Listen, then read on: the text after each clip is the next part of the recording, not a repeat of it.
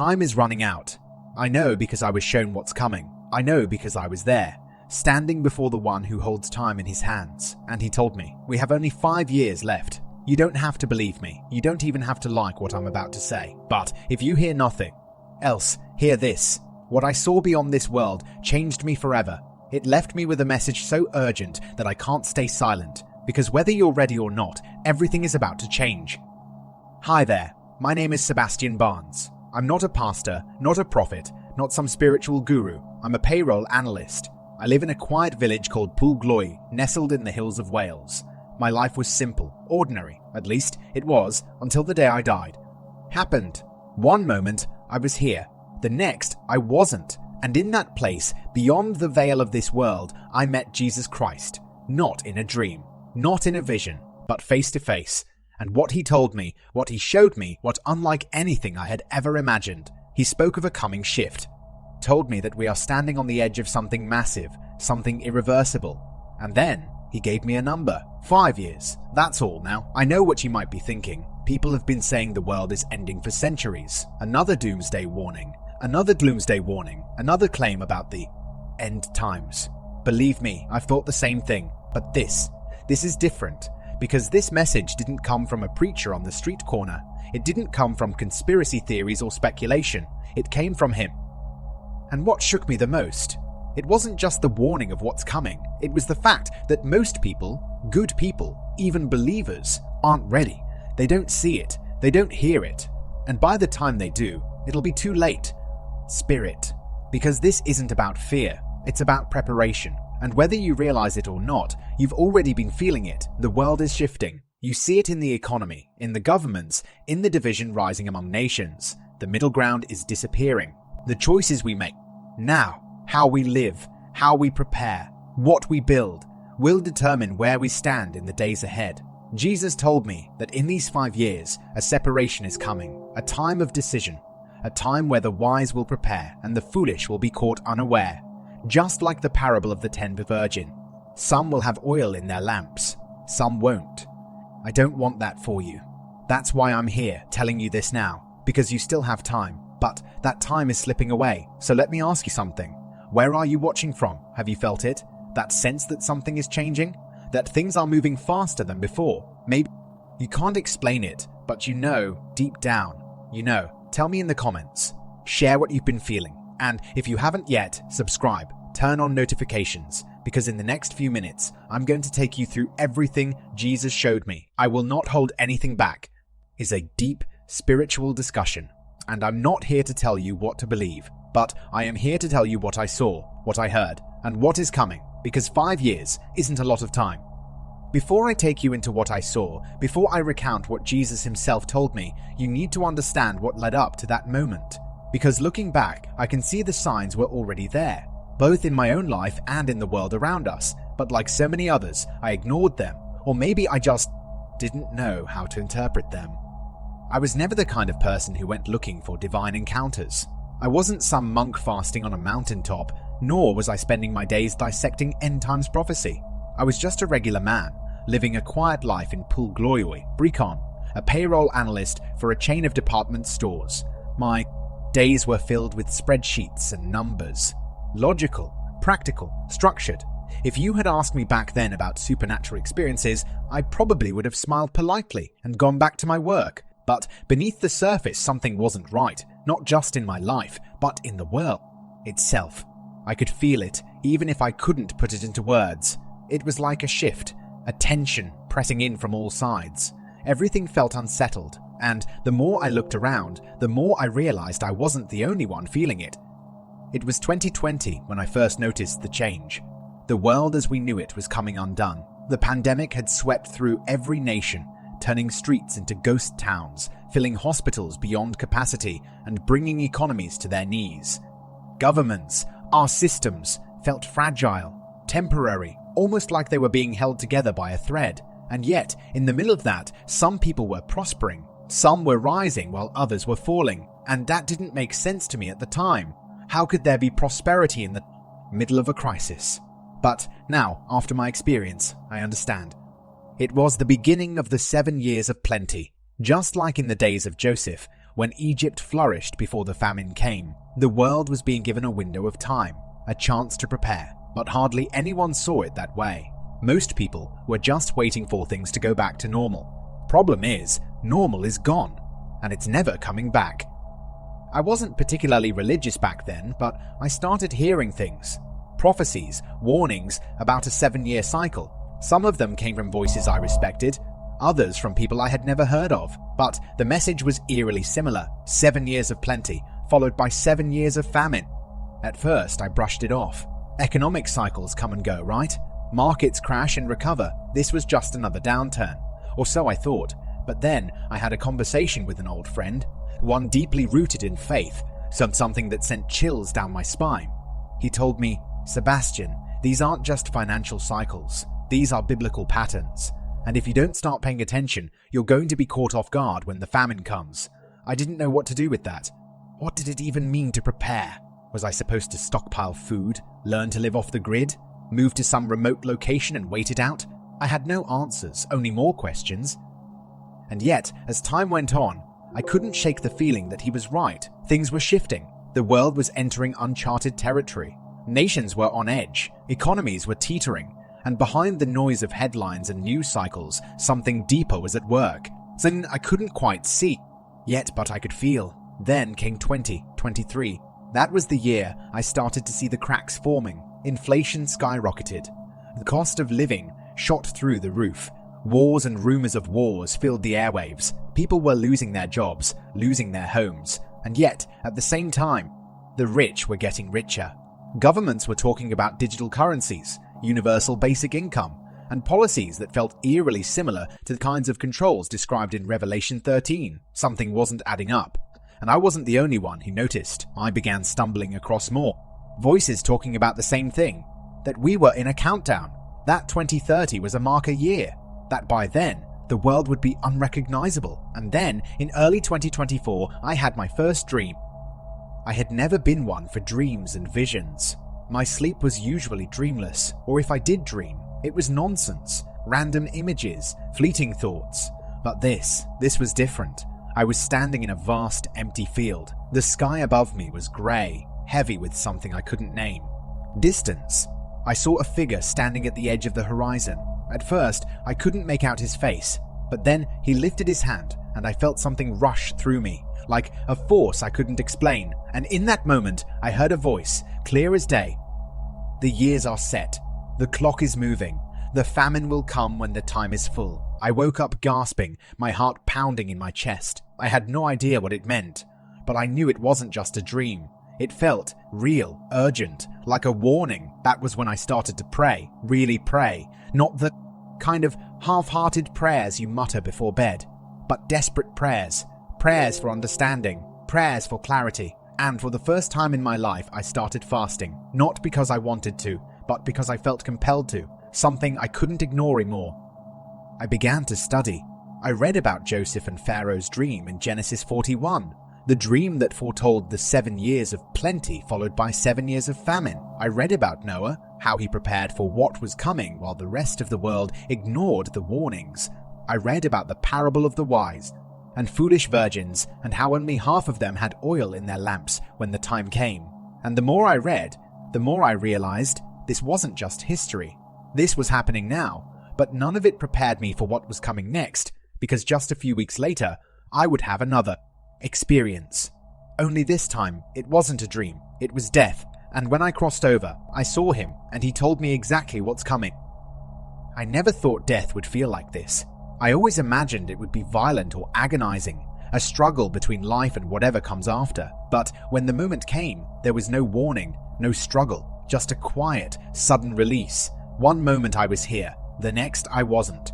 Exact moment it happened. It was evening, a quiet Sunday. I had been fasting for several days, seeking clarity after the strange dreams and the growing sense of urgency I had felt for months. My body was weak, exhausted, but my spirit felt restless, like something was on the verge of breaking through. I had just sat down when a strange dizziness hit me, like the entire room had shifted. My vision blurred, my chest tightened, and then silence. I was no longer in my body. There was no pain, no fear, just Stillness. I was floating, weightless, detached. At first, I didn't even realize I had left my body. I could still see everything. The chair I had been sitting in, the dim light from the hallway, even my own form slumped over, motionless. But I wasn't in it. I was above it, looking down. And that was the moment it hit me. I was dead. I should have panicked. I should have been terrified. But instead, there was only an overwhelming peace, a clarity beyond human understanding. It was as if every burden I had ever carried, every fear, every worry, was gone. Itself seemed different, stretched out and fluid, no longer bound by seconds or minutes. And then I felt it, a pull, an invisible force, strong yet gentle, drawing me away from the room, away from the world I had always known. It was like being caught in an unseen current, moving upward, away from the weight of the earth. And as I moved, everything around me began to change. I saw colors I had never seen before, brilliant and alive, shifting like liquid light. The air, or whatever it was thick with something indescribable, something I could feel rather than just see. It was as if I had stepped into a realm where everything was more real, more vivid, more alive than anything on earth. I looked at my hands, or at least what I thought were my hands. They weren't physical in the way I had always known. They shimmered, translucent yet solid, filled with a kind of radiant energy. I wasn't flesh and blood anymore. I was something else, something eternal.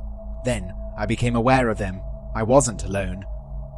At first, they were just faint figures, distant but unmistakable. They weren't human, at least not in the way we think of humans. They were beings of light, towering and majestic, their very presence radiating something I can only describe as holiness. I didn't need to ask who they were. I knew. They were angels. One of them, in particular, stepped forward. He was taller than the others, his presence carrying an indescribable authority. His face was unlike anything I had ever seen, not because it was strange, but because it was beyond anything earthly, pure, powerful, unshakable. And when he spoke, I didn't just hear his voice. I felt it inside me, like a wave of sound and truth wrapped together.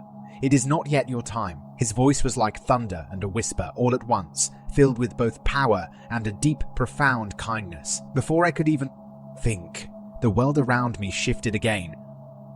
The next moment, I was moving, faster than anything I had ever experienced. It was as if I had been pulled into a tunnel, but it wasn't a tunnel in the physical sense. It was a passage, a corridor of light stretching beyond the limits of time and space. Rather, someone. The light at the end wasn't just light, it was a presence, a being, and as I was drawn closer I knew, without question, who it was. Jesus. I have no words to truly describe him. Every description falls short. He wasn't just radiant, he was light itself. He wasn't just peaceful. Was peace. He wasn't just powerful. He was the source of all power. His eyes, they were unlike anything I had ever seen. They weren't just looking at me, they were seeing me. Every part of me, every thought, every memory, every thought, every memory, every hidden thing I had ever carried. And yet, despite knowing everything about me, he still looked at me with love. A love so vast, so overwhelming, that I felt like I would collapse under the weight of it. I couldn't move. I couldn't speak. All I could do was exist in his presence. And then he spoke. "Sebastian, the time is short." The moment he said it, I understood. Not with my mind, but with my entire being. I saw the world, the real world, beyond what we see with our eyes. I saw the timeline of history stretching out before me. I saw the moments that had led to this point, the prophecies, the warnings, and I saw what was coming next. The 7 years of plenty were already passing, and the 7 years of famine were closer than anyone realized. "Many have ears, but they do not hear. Many have eyes, but they do not see," he said. "Tell them what I have shown you. Tell them to prepare." I wanted to stay. Part of me longed to remain in that place, to stay in his presence forever. But even as I thought it, I felt something pulling me back. A force, strong and undeniable, drawing me away from him, away from the light. I fought it. I didn't want to leave, but the moment I resisted, Jesus looked at me with something I hadn't expected. Sadness, not disappointment, not anger, just sadness. Because he knew that even though I had seen, even though I had heard, there would be many who wouldn't believe, many who would ignore the warning. "Go," he said, "and tell them." And with those words, everything collapsed around me. The light vanished, the tunnel disappeared, and suddenly I was falling, faster and faster, pulled downward, back into my body, back into the world I had left behind. And then I woke up, gasping, shaking, alive, and knowing that nothing would ever be the same again. I saw him. I had always wondered what it would be like to stand before Jesus. What would he look like? What would I feel in his presence? Would I be afraid? Would I fall to my knees? Would I even be able to speak? But when the moment came, every thought, every question I had ever entertained about him vanished, because there are no words that could prepare you for what it's like to see him with your own eyes. He was light, but not like any light I had ever seen. He wasn't reflecting light, hidden but alive, carrying a presence so powerful that I could feel it moving through me. Every fiber of my being was exposed before him, every thought, every memory, every hidden part of me laid bare. And yet there was no condemnation, no shame, only love. But even in that love, there was something else, a weight, an urgency. And when he spoke, his voice was unlike anything I had ever known. It wasn't just a sound, it was truth itself. It filled the very air. And as soon as the words left his lips, they were inside me, not just heard, but felt, woven into the deepest part of my soul. Time is running out. My people must prepare. Only 5 years remain. In that instant, I understood more than I ever had before. The world wasn't just heading toward a turning point. We were already in it. The clock wasn't about to start counting down. It had already begun, and most people, even those who claimed to follow him, had no idea how little time was left. I wanted to speak, to ask him what he meant, but before I could, everything around us shifted, and suddenly I wasn't just standing in his presence, I was seeing what he was showing me. It was as if time itself had been pulled back like a curtain, revealing what lay beyond. I saw the earth, vast and beautiful, but something was wrong. The ground trembled. Nations were in turmoil. People ran in desperation, their eyes filled with fear, and then I saw the division, deep, unbridgeable, like a chasm stretching across the world. The days are set, Jesus said. The years of plenty are passing. The years of famine will come. Many will not see it until it is too late. I watched as economies collapsed, as governments fell into chaos. I saw people who had once been secure, business owners, professionals, even entire nations, suddenly find themselves begging for help. And yet, in the midst of the desperation, I saw others, those who had prepared, those who had seen the signs.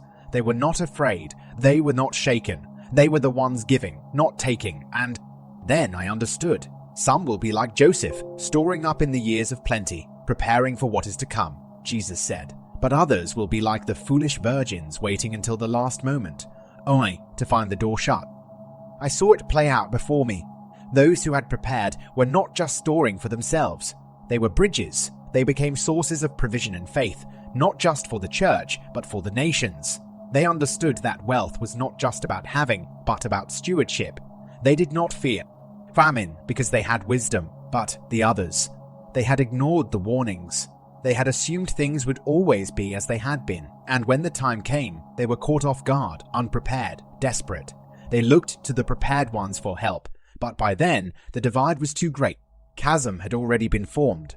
The days will come when men will say, "Why did no one tell us?" But they were told, and they would not listen, Jesus said. Tell them now.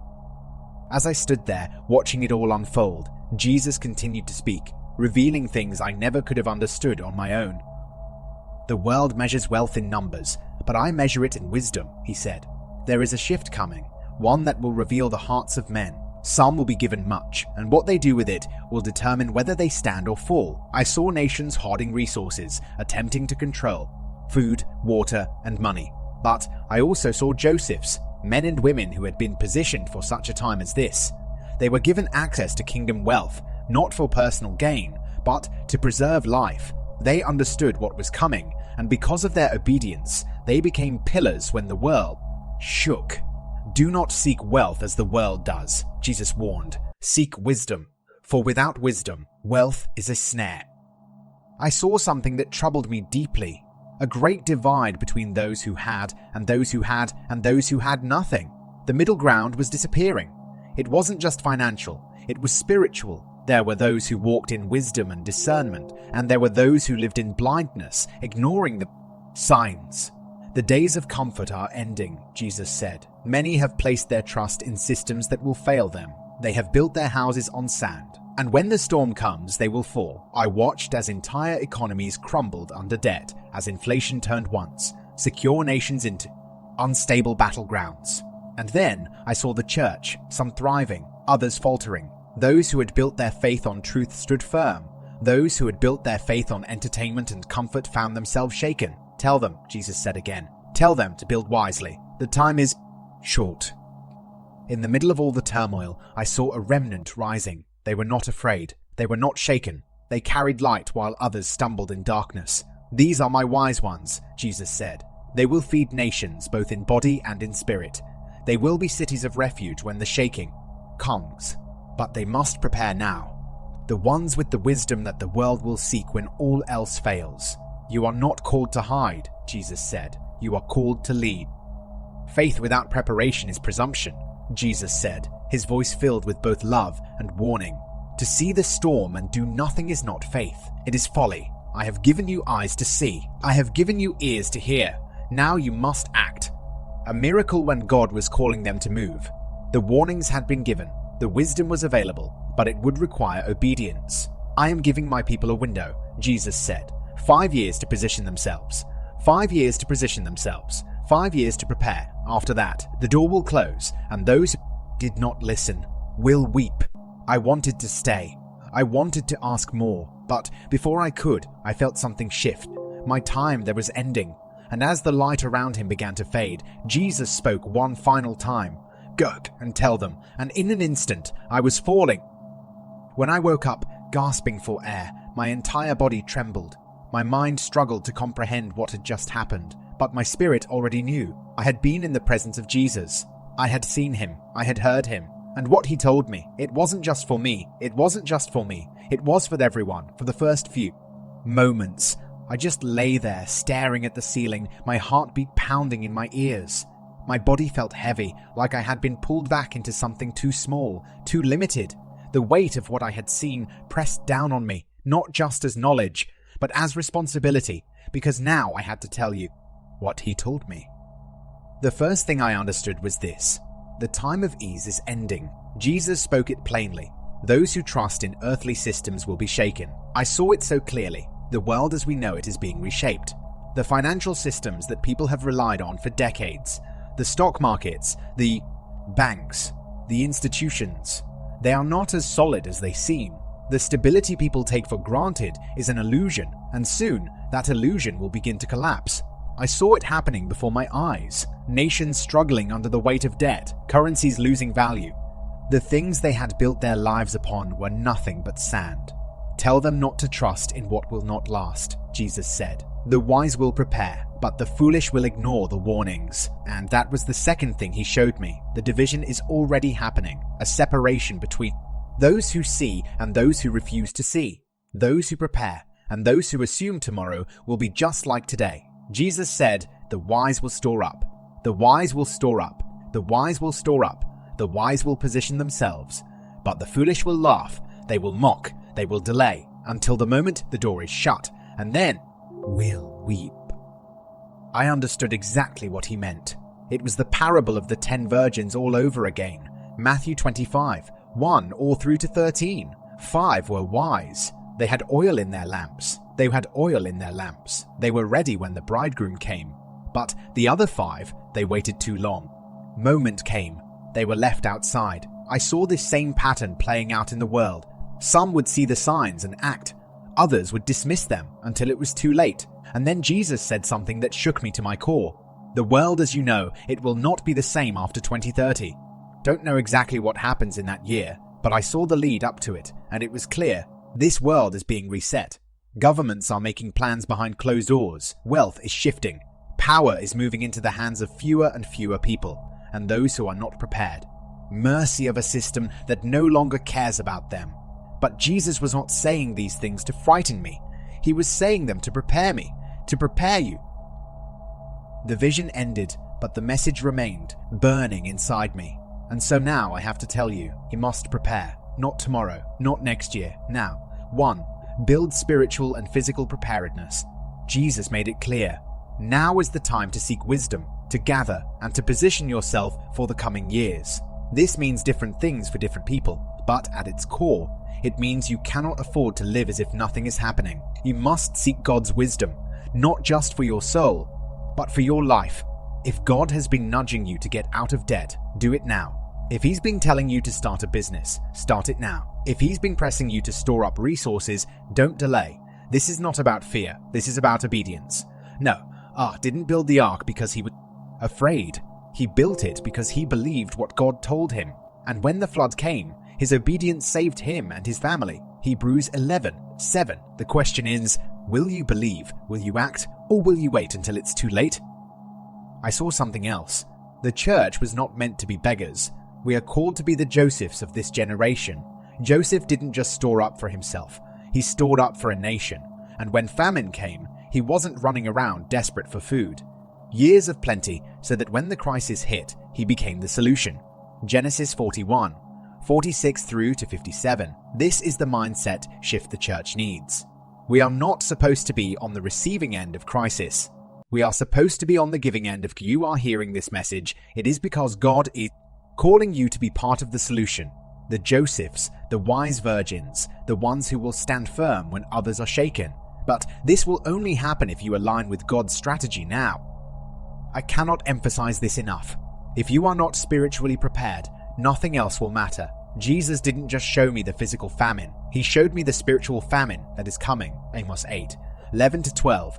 Many will seek my voice and will not find it. Many will look for truth, but they have spent years ignoring it. And in the moment they need it most, it will be hidden from them. I saw people desperate for answers, but they had spent years feeding themselves only with entertainment, empty words, shallow distractions. And when they needed real faith, it wasn't there. It had never been built. Jesus said, tell them to fast now. Tell them to pray now. Tell them to seek me now. Because when the darkness comes, they will need a light inside them that no one can take away. The world is shifting. This is not the time for passive Christianity. This is the time for warfare, for discernment, for intimacy with God. If you don't know His voice now, you won't recognize it when the crisis comes. And if you are waiting for the world to tell you when it's time to prepare, you will already be too late. I don't say any of this lightly. I am telling you exactly what I saw, exactly what Jesus told me, because the time of warning is nearly over. The years of plenty are passing. The famine is coming, and what you do right now will determine where you stand when the storm arrives. Tell them to prepare. Tell them to listen. Tell them to build, not in fear, but in faith. That is why I am here. That is why you are hearing this message today, because God is giving you time, but not much. So I ask you. I came back like a man thrown into raging waters, gasping, flailing, desperate for air. My chest felt like it had been crushed under an invisible weight, every nerve in my body screaming as if I had been jolted back into a form too small to contain what I had just seen. I wasn't simply waking up, was returning, dragged back from a place more real than anything I had ever known. For a moment, I couldn't move. My hands were shaking, my breath shallow. The sound of my own heartbeat pounded in my ears, but it wasn't just my body reacting, it was my spirit, because the second my eyes opened, I remembered everything. The words of Jesus, the visions, the warnings, they weren't fading like a dream. They were seared into me, as clear as if I was still standing before Him, and I knew this wasn't just for me, this was for all of us. I tried to sit up, but my body felt foreign, like a machine rebooting after being offline for too long. My skin tingled, my limbs were numb, my chest ached as if I had been underwater for hours. And then the full realization hit me.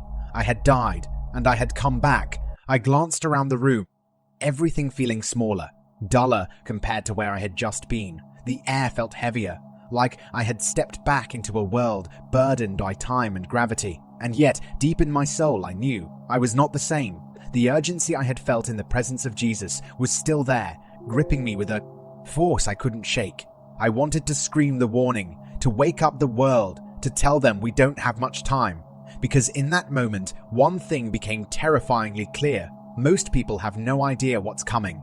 It wasn't just about what I had seen, it was about what I had felt, the weight of the next few years, the choices that people would make, the shaking that would leave so many unprepared and desperate, and even worse, the fact that many wouldn't listen, even when they were told. I stumbled to my feet, still breathless, still trembling, and all I could think was, what do I do now? In the hours that followed, I struggled to process what had just happened. My body felt weak, but my mind was on fire. I knew I had been gone. I could feel it, but when I tried to explain it to others, I saw the skepticism in their eyes. I went to the doctor the next day, hoping for some kind of medical explanation. Had my heart stopped? Had I suffered a neurological event? A seizure? Something that could account for what I had experienced? But the tests showed nothing. No evidence of a heart attack, no abnormal brain activity. According to science, I was fine, healthy, normal. But I knew better, because nothing about me felt normal anymore. The doctor looked at me curiously. "Are you sure you weren't dreaming?" he asked, his voice careful, measured. I wanted to laugh. A dream? If only it had been that simple. Hallucination or some bizarre, near-death delusion. This was real. More real than anything I had ever experienced on Earth. I wasn't imagining it. I had been somewhere else. In the days that followed, I tried to return to life as usual. But how do you go back to spreadsheets and pay stubs after standing in the presence of Jesus? How do you go back to casual conversations about weather and weekend plans when you've seen what's coming? The answer is, you don't. You can't. I knew I could never live the same way again. Not when I had been given this message. Not when I had been shown what's ahead. And as much as I wanted to pretend that nothing had changed, that I could just keep this to myself and move on with my life, I couldn't, because this wasn't just for me. This was warning for the world. Every time I closed my eyes, I saw the visions again. I saw the division that was coming, the ones who would prepare and the ones who would be left behind. I saw economies collapsing, governments shifting, people scrambling when they realized too late that everything they had trusted in was crumbling beneath them. And Jesus' words echoed in my soul. Tell them to prepare. Tell them to listen. The time of ease is ending. I couldn't ignore it. I had to do something. I had to speak. As I started to share my experience, I was stunned to find that I wasn't the only one being given this message. Others, pastors, prophets, everyday believers, had been hearing the same thing. I came across teachings about the 7 years of plenty and the 7 years of famine, thing I had barely paid attention to before. But now, it was everywhere. I read in Genesis 40, 1, how Joseph was warned by God to store up in the years of plenty because famine was coming. And then I realized, we're living in that same cycle right now. The years of plenty are passing, and the famine, financially, globally, is closer than most people realize. I listened to voices like Tomi Arayomi, who had been speaking about the coming economic shifts, the need for believers to prepare, the Goshen movement, where people were being called to build, to position themselves, to be wise in this time. And it all aligned perfectly with what Jesus had shown me. Even in the secular world, I saw confirmations. Governments making radical shifts toward digital currency, discussions of economic resets, global leaders talking about 2030 as a defining year. The very things Jesus had warned me about were already in motion. It was as if the world was sleepwalking into disaster, ignoring the alarms that were ringing all around them. And I knew then I had to sound the alarm myself. I didn't ask for this experience. I didn't go looking for it, but Jesus, in his mercy, gave me a glimpse into what is coming, not to frighten me, not to cause panic, but to prepare us. Because time is short, and soon the door will close. I don't know where you are right now. Maybe you've been feeling something shifting, even if you can't explain it. Maybe you've been hearing these warnings and wondering if they're real. Or maybe this is the first time you're hearing anything like this. But if you are hearing anything like this, if you are hearing this now, it is not by accident. God is calling you to wake up. Seek him now while he may be found. Isaiah 55:6. The world as we know it will not be the same after 2030. And the question is, when that moment comes, where will you be? Will you be among the wise who saw the signs and prepared? Or will you be among the foolish who ignored the warnings until it was too late? The choice is yours. I've told you everything. Everything I saw. Everything I heard. I've given you the warning exactly as Jesus gave it to me. And now, the question is, what will you do with it? Because time is running out. 5 years. That's what he said. And if you've been paying attention, you already know. not just heading towards something. We're already in it. The world is shifting. The years of plenty are slipping away, and soon the famine, both physical and spiritual, will be here. Those who prepare will stand. Those who ignore the warning will be caught unaware. This is not about fear. This is not about fear. About wisdom. And Jesus made it clear. The wise will prepare, but the foolish will wait until it's too late. So let's break this down one last time. 1. The time of ease is ending. The systems people have trusted in will be shaken. Those who rely on them will find themselves struggling when everything collapses. Proverbs 11:28. Whoever trusts in his riches will fall, but the righteous will flourish like a green leaf. 2. Preparation is wisdom, not fear. Noah built the ark before the flood. Joseph stored up grain before the famine. They weren't scared, they were wise. Are you preparing? Are you preparing? Or are you assuming that things will always stay the same? Noah didn't wait until the rain started falling to build the ark. Joseph didn't wait until the crops withered to start storing grain. Both of them acted before the crisis came, not because they were afraid, but because they were afraid, but because they believed what God had told them. The difference between wisdom and foolishness is action. The wise hear the warning and prepare. The foolish hear it and dismiss it. Jesus himself told the parable of the wise and foolish builders in Matthew 7:24 through to 27. The wise man built his house on solid rock, while the foolish man built his house on solid rock, while the foolish man built his house on sand. The storm came to both. The floodwaters rose against both, but only one house remained standing, the one that had been built with wisdom. The storm is coming. The famine is coming. Jesus made that clear. But the question is, are you building now while you still have time? People hear this message and say, if God is in control, I don't need to prepare. He'll take care of me. But that is not faith. That is presumption. Even in Scripture, God never blessed inaction. He always called his people to partner with him through obedience. He gave Noah the instructions for the ark, but Noah had to build it. He gave Joseph the dream about the famine, but Joseph had to implement a strategy. And today, God is warning us, but we have to act. I want to challenge you today. What are you doing to prepare? Not just financially, not just physically, but spiritually. Are you seeking wisdom? Are you asking God to show you how to position yourself? Or are you waiting, assuming you'll figure it out later? Jesus warned me, the wise will store up. The wise will position themselves. But the foolish will laugh. They will mock. They will delay until the moment the door is shut. And then they will weep. The wedding feast. They missed their window. And that is exactly what will happen to many people in these coming years. Not because they weren't warned, but because they were warned, but because they ignored the warning. So I ask you again, are you preparing, or are you assuming you still have time? 3. To 2030 is a defining window. Jesus told me clearly, the world as you know it will not be the same after 2030. We are in the final stretch of the years of plenty, and what happens in the next few years will determine where people stand when the famine arrives. 4. The church must rise as a provider, not just a seeker. The days of passive Christianity are over. We are called to be the Josephs of this time, the ones who will have provision, both spiritual and physical. When the world is in crisis, if we wait for someone else to prepare, we will be just like the foolish virgins who waited until it was too late. 5. Spiritual preparation is just as important as physical preparation. Jesus told me, many will seek my voice and will not find it. Many will look for truth, but they have spent years ignoring it. Relationship with God now. Do not assume you will suddenly find it when things collapse. Build your faith today through fasting, prayer, and studying the Word. Now, I want to hear from you. Have you had a similar experience or dream? Have you been feeling this urgency but didn't know why? Drop a comment below, because you are not alone. I believe God is speaking to many of his people right now, and your testimony could confirm something for someone else. And let me ask you something even more important. What are you doing to prepare? Spiritually, practically, are you asking God for wisdom? Are you storing up?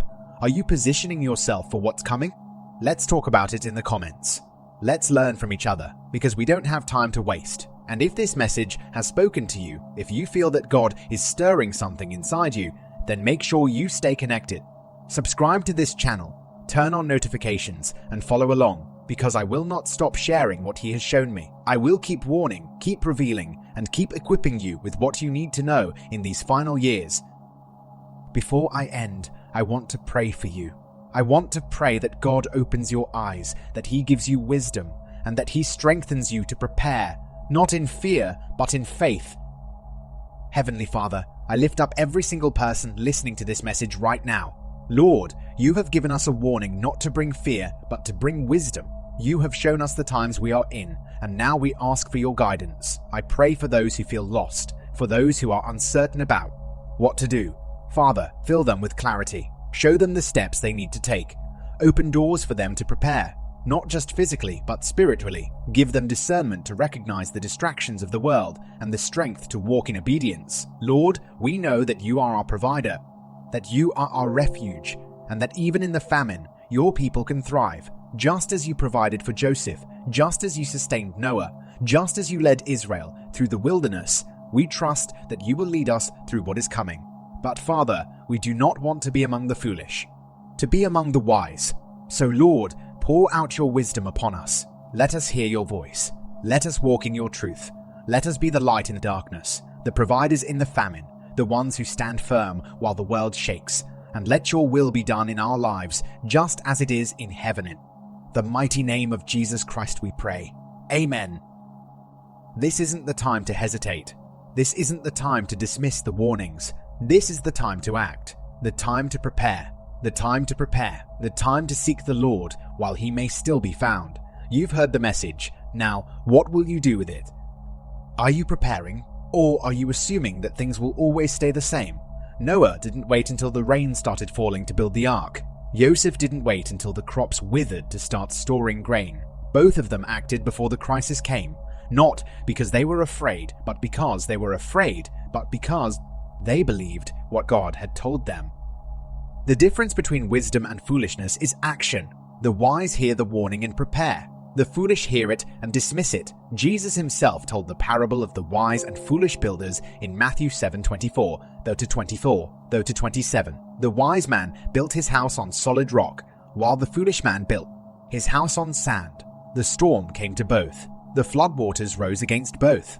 But only one house remained standing, the one that had been built with wisdom. The storm is coming. The famine is coming. Jesus made that clear. But the question is, are you building now while you still have time? People hear this message and say, if God is in control, I don't need to prepare. He'll take care of me. But that is not faith. That is presumption. Even in Scripture, God never blessed inaction. He always called his people to partner with him through obedience. He gave Noah the instructions for the ark, but Noah had to build it. He gave Joseph the dream about the famine, but Joseph had to implement a strategy. And today, God is warning us, but we have to act. I want to challenge you today. What are you doing to prepare? Not just financially, not just physically, but spiritually. Are you seeking wisdom? Are you asking God to show you how to position yourself? Or are you waiting, assuming you'll figure it out later? Jesus warned me, the wise will store up. The wise will position themselves. The wedding feast. They missed their window. And that is exactly what will happen to many people in these coming years. Not because they weren't warned, but because they ignored the warning. So I ask you again, are you preparing, or are you assuming you still have time?